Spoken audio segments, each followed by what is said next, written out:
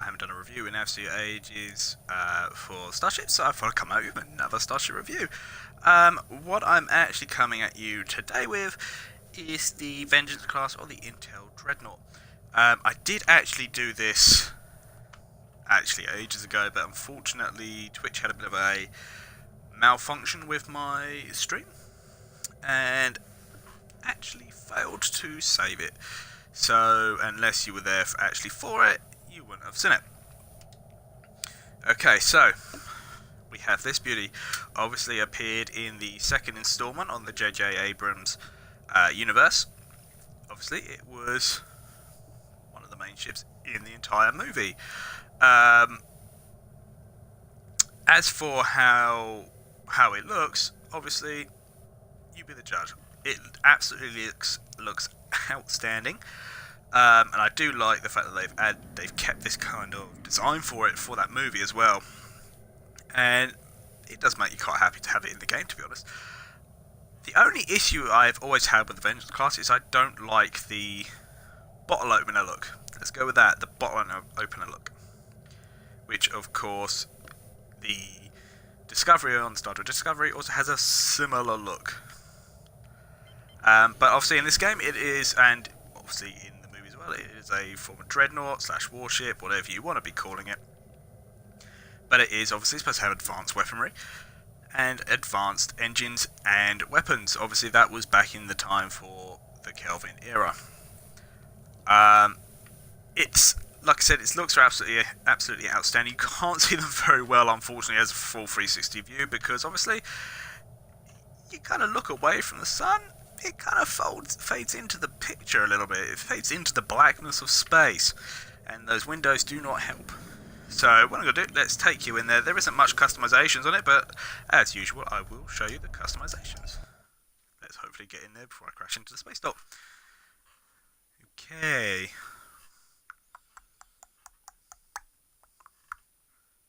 And we're almost there, so that's always a good thing. So, Dreadnought-wise, I would actually, out of all the Dreadnoughts, prefer to go for this if I want to use a Dreadnought, because it works really well. It's not the slowest Dreadnought, it's still got that speed cripple that all your Dreadnoughts really have.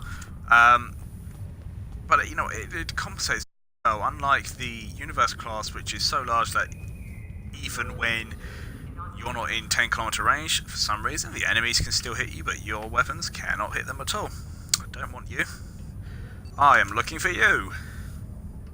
Okay, let's go down to the customized starships, and we'll have a look at there. So this way you can get a proper view on it. So obviously, have it from the front. Again, the lighting's not great, unfortunately. Didn't really think it through. The only thing to do is actually, let's change it to white, so you can see it better.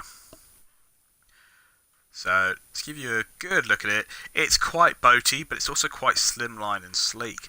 The engines, unfortunately, the engines do stick up, but they have that nice little wing bend on them, and I think it actually gives quite a nice little bit of dimension to it. It looks pretty nice. What I would say about this ship is, you can have it in white, by all means. It's your choice, whatever style you want to have on it, but for me, it's always got to be the black. Just because it doesn't look right. But that's me. That's my opinion on Windows. There's nothing on Windows.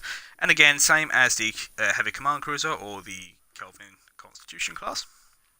You have patterns. You don't have a change of engine. It's like you do on the Constitution. You don't really have that change, which is fine. That's what they're there for. There are no other variations of these ships so far. Obviously, from the last movie on the Star Trek movie that came out, obviously there is a variation between the new Kelvin Enterprise and the normal Enterprise. Obviously, that's not in the game. Hopefully one day, huh? Hopefully one day. So, obviously, bridge. You get one bridge, same with the Constitution. One bridge. That's it. Obviously, the Kelvin Constitution, and you get the Kelvin Vengeance, which obviously that is what this ship is called, the Vengeance class. So, gone through those, all those customization options. Let's take you back out into space. Obviously, with these ships, you do equip turn rate modules. Absolutely fantastic. It will help your turn rate. You can get some turn rates as well. I can't remember what they call them. They might be RSC or RCS, or I actually can't remember the actual name of it. It's R something. That's all I can tell you. It will come back to me after the stream as well. Which does more than just one thing. So you'll get the turn rate, plus you can get others as well. But as you can see, I mean, the turn rate isn't that bad. It's not that much of a bad turn rate. I mean, it's just as bad as any other Dreadnought. Hey, crashed. Has got those pink impulse engines, so if you do want to change up those pink impulse engines, obviously, do remember you have got the visual section. What I'm going to do, let's warp to sector, and I will show you how she performs in battle. Obviously, they are slow.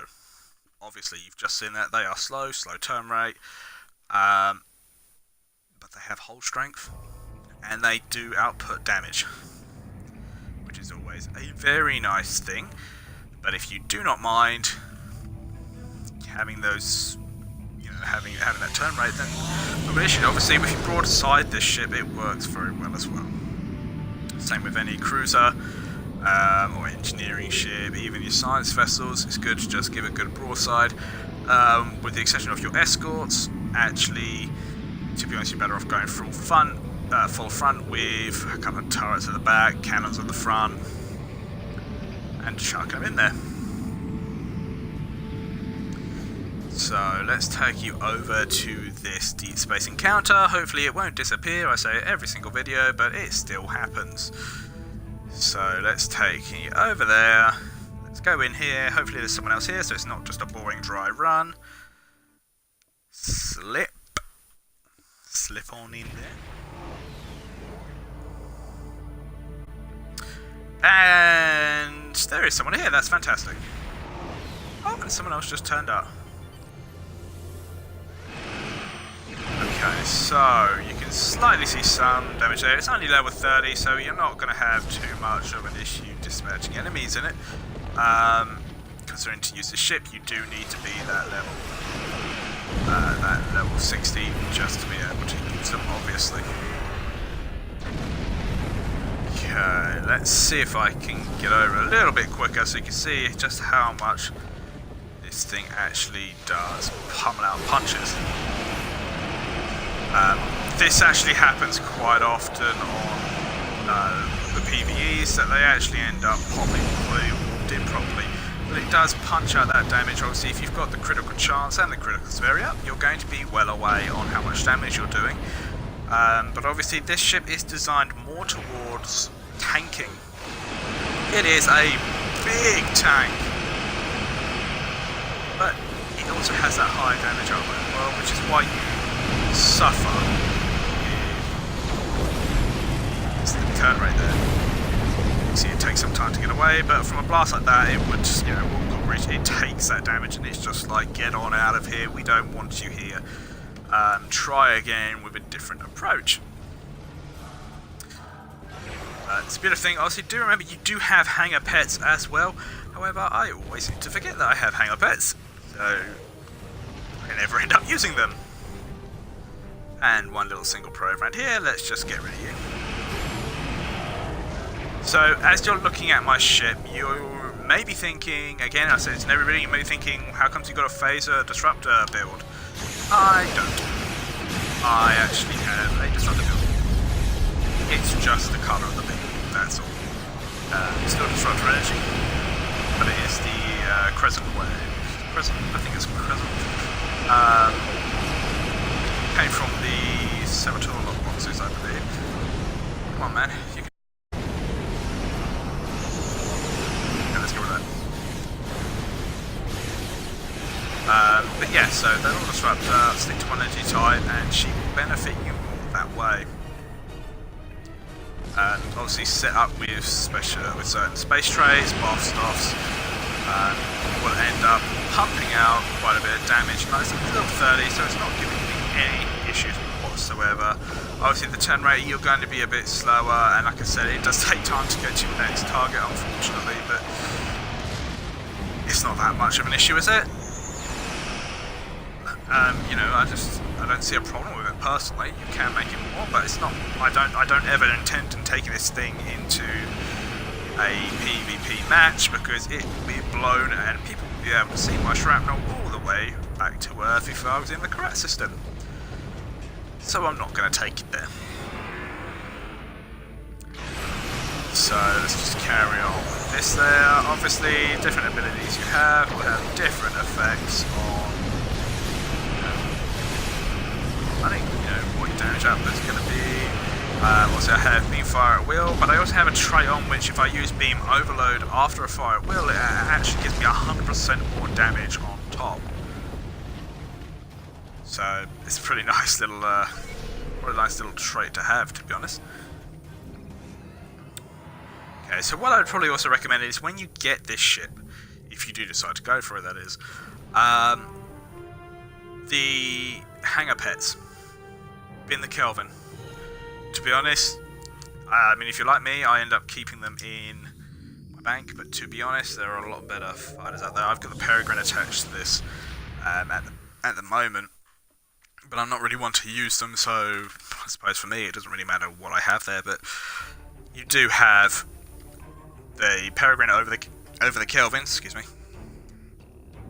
And you know, they work pretty well, to be honest. You can see, you know, even for hangar pets level 30s, sometimes there's a little bit of a, am I going to blow up? Who knows? So yeah, they're pretty nice. But it's got this lovely design on it. Obviously, it's a larger ship, size as well. Up until the Universe class came out, it was the biggest Federation ship you could get. But obviously, the Universe class is out now, so that is now the biggest. If you want to watch a review on that, you can watch that on my channel as well. I have already done that one and uploaded it. But there are big drawbacks with it, unfortunately. I love the ship to pieces. Some people don't like the look of it, but yeah, it has its drawbacks. So let's just take it back to the Sol system. Let's enter Sol, quite a distance, but that's okay. We can drop warp just outside Saturn, maybe Titan. But yeah, let's go back in here. So it does have, obviously, a quite strong hull there. It has quite strong weapon output. Shields aren't too bad as well, to be honest. I mean, a Dreadnought is supposed to be quite good at most things, really. When I hear Dreadnought, that's what I hear. It's good at everything, other than the speed. Is pretty trash, but it does nicely. I mean, look at it. Why wouldn't you be happy with that? But they are unfortunately on the, what I say unfortunately, but they are on the Lobby store. So if you do have 900 Lobies and you're deciding what ship you want to get, this is a brilliant little ship. I say little. It's a brilliant ship. You know, if you like to stick to the Federation side of things, go for it. If you want to, go over anything else, you can, but you can also find it on the exchange as well. They're not that expensive on the exchange. Obviously, you can grind this game by obviously buying things, selling them for slightly, you can buy for a lower price, selling them for slightly higher, and so on and so on. It does take time, do your missions, do your PvEs, etc, etc, and you will eventually come up to the energy credits that you need. It's not that hard. I mean, to be honest, I had about 1.5 bill at one point. Once I upped the cap, I had 1.5 billion. Spent it all, obviously. You know, it's alright. It's not really an issue. So let's go and have a look over here. Let's see. Okay, let's type in a quick T6. Not T66. It's not Order 66. No. Okay, let's pop that up. Let's just fly all the way down to the bottom, and I will show you the cheapest one that we can find. I actually saw quite a lot of them there. Okay, now let's try and find them so I can show you, give you a rough price on the energy credits. So 125 million, it has actually gone down, so that's actually not bad. 120 million for an Intel Dreadnought. That's pretty cheap. That is pretty cheap. 137 is next. Even your X class is down to 140 now, and a lot of people were actually after it at one point. But yeah, that's the rough price range, 900 lobies, or you get on here. But you can also, if you log on to Facebook and come on, search for STO, Xbox One Private Exchange, you can actually find some pretty good deals on there as well. And I'm sure with every single time that the owner of the page is probably going, thank you for putting us out there, but you are so welcome. Not that I have, you know, but that's okay. Let's see, obviously the most expensive ship that you're currently finding at the moment. No, it's not the most expensive ship. What's it doing? It's playing tricks. We don't like tricks. Let's keep going, come on. This thing is broken. Is that going up or down? It's just, who knows? It's a mixture of things. Flip an egg. Who wants this game? Probably best to avoid it if you like your sanity. Okay, well, I can't show you the price of the most expensive ship out there at the moment because it's not wanting to play ball. It's probably something I press, so that is that. But yes, so that is the Intel Dreadnought. You see, she took, you know, she didn't really have any issue dispatching quite a lot of enemies. Didn't have an issue putting out that damage either. Again, it's only level 30, and yes, I was knocked down to level 30, but it doesn't matter. It still does a pretty good job. You know, in your standard level 60 matches, whatever you want to do. So it's a lovely little ship. Actually, what I will do is, before we go, is I didn't actually do this as a constitution. I will take you into the bridge. Let's show you the Starship Bridge. It's pretty nice. Obviously, it's got that nice sort of clean, sort of advanced feel to it. Like it kind of does in the movie, to be honest. I mean, the whole Kelvin era actually, you know, has a lot better, you know, outlook on it because we have so much now, and everything that we thought we would have in like the original series, most of the stuff we already have. You know, your pads, you know, your PADDs, iPad. That's there. But yes, so this is the Ventus Bridge. Obviously, you have a nice bit of effects on it, to be honest. Obviously, nice big view screen, spanning all the way around. You go to the edge, you can actually see down, which is a nice little add-on. But as you're having a look around, obviously it's got that nice, pristine, I'm better than you look. So it is a lovely bridge to have. Unfortunately, you can't go anywhere else. It is just this bridge. Unlike some other bridges, like the Voyager bridge, you can actually go throughout the ship. But unfortunately, this is it for this. Let's just there you go. Nice wide view. Great consoles. Great look. Fantastic ship. The only major drawback is the flight speed, but that's the Dreadnought for you. Other than that, it's fully designed, lovely look to it. Does the damage, takes the hits. Fantastic. So if this has helped you change your mind on what you should get, and you're now thinking, perhaps I should get the Intel Dreadnought, if I've helped you decide otherwise, it's still great. I've helped you narrow down your mind even further to watch. So, as of that though, it's going to be it for the review on this ship. I hope you enjoyed the video, and it is on YouTube, which is why I'm saying that. But you can find all the reviews everywhere else on my YouTube channel on the British Gamer Guys. Please either like and subscribe to those videos if you like them. But I'm a mainstream. I mainly stream Star Trek videos because it is, to be honest, it's I enjoy the most. I don't know everything, but I know it's a free-to-play game. You don't have to spend money, and if you do spend money, then fine.